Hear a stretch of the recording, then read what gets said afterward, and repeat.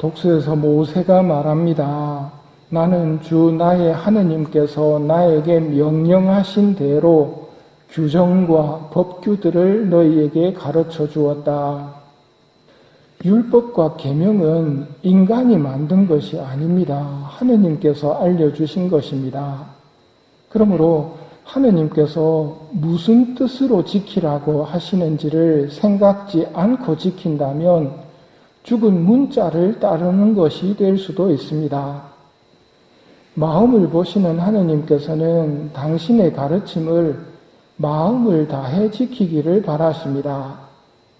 하느님의 마음을 따라 계명을 지키는 법을 가르치시며 예수님께서는 완성하러 왔다고 표현하십니다. 반면 바리사이들은 외적 계명 실천에만 마음을 썼습니다. 이들은 예수님을 고발하려고 안식일에 병을 고쳐줘도 됩니까? 하고 말하지만 예수님께서는 안식일에 좋은 일은 해도 된다고 완성하십니다. 당시 바리사이들은 양 한 마리가 구덩이에 빠지면 안식일일지라도 건져내면서 병든 사람은 안식일에 못 고친다고 주장했습니다. 하느님의 뜻은 읽지 않고 교만하게 문자만 바라본 결과입니다. 이게 외적 신심입니다. 하느님은 내적 신심을 바라시는데 말입니다.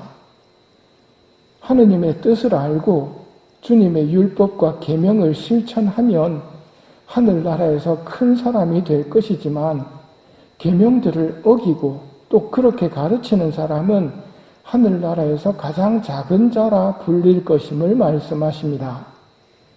때문에 주일 미사나 아침 저녁 기도, 삼종기도 같은 의무 기도들을 성의 없이 외워 제꼈으면서도 했다고 주장한다면 어리석은 사람의 모습입니다.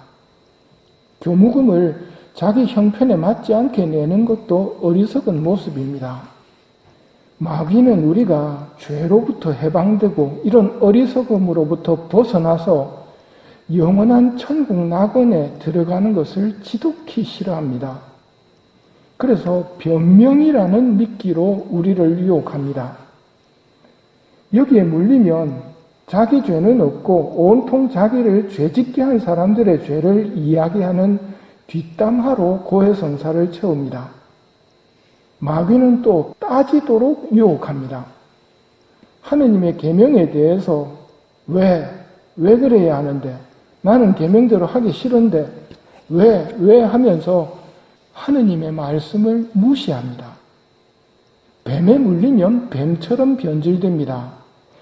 이렇게 따지는 뿌리를 보면 하느님을 인정하지 않는 모습이고 자기가 하느님과 똑같은 자리에 있는 사람의 모습입니다. 죄에 감염되면 하느님에 대한 감각이 무디어져서 겁을 상실합니다. 자기가 하느님 자리에 올라가 하느님 계명을 평가하고 나는 그거 하기 싫다는 식으로 지독한 교만의 모습을 보입니다.